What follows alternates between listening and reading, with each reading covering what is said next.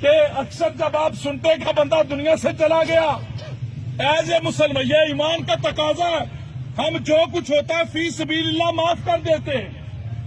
اب لوگ کہتے چلو جی خدا کی رضا کے لیے معاف کیا، لیکن کبھی دنیا کے اندر بیٹھے ہوئے وہ مظلوم جب اس ظلم کو یاد کرتا ہے تو ادھر عذاب والے فرشتے اس کی ظالم کی قبر کے اندر آن پہنچتے ہیں اور اسے عذاب دینا شروع کر دیتے ہیں۔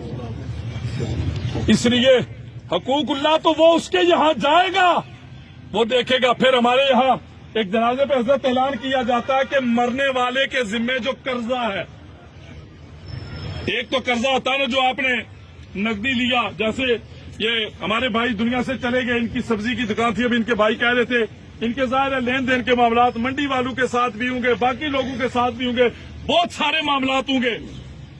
وقتی طور پر آپ ایسے کریں، اگر کہیں یہاں پہ ان کے جتنے لین دینے والے موجود ہیں، وقتی طور پر آپ فی سبیل اللہ اسے معاف کر دیں۔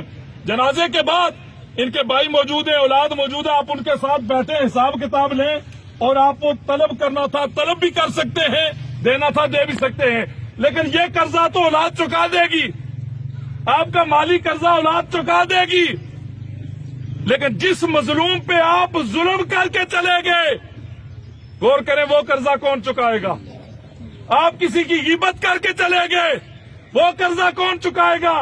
آپ کسی کا حق مار کے چلے گئے، وہ قرضہ کون چکائے گا؟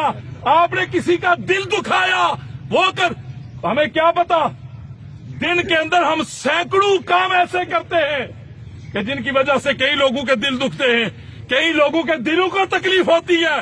وہ قرضہ کون چکائے گا؟ وہ قرضہ کون معاف فرمائے گا؟ وہ قرضہ کس سے معاف کروایا جائے گا؟ کسی کو پتا چلے گا تو کو معاف کروائے گا نا بھائی۔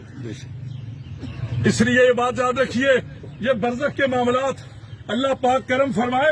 میرے کریم نے فرمایا پناہ مانگو، اس سے پناہ مانگو۔ بڑے عجیب معاملات ہوتے ہیں میرے کریم، یہ عام قبر ہوتی ہے، چاہے کوئی بڑا لین لاف تھا، کوئی پیر تھا، کوئی فقیر تھا، کوئی شاہ تھا، کوئی گدا تھا، کوئی اعلیٰ زندگی گزارنے والا تھا۔ آپ نے دیکھا ہوگا جب دنیا سے جاتا تو کانا ناپا جاتا ہے، یہی بات ہے نا بھائی۔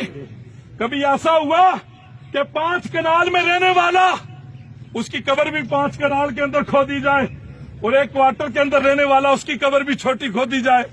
نہیں، وہ کوئی بڑا تھا یا چھوٹا تھا، کانا ناپا جاتا ہے۔ 4 انگلی سر والی سائڈ سے، 4 پیر والی سائڈ سے 2.5 فٹ اس کی گہرائی ہوتی ہے۔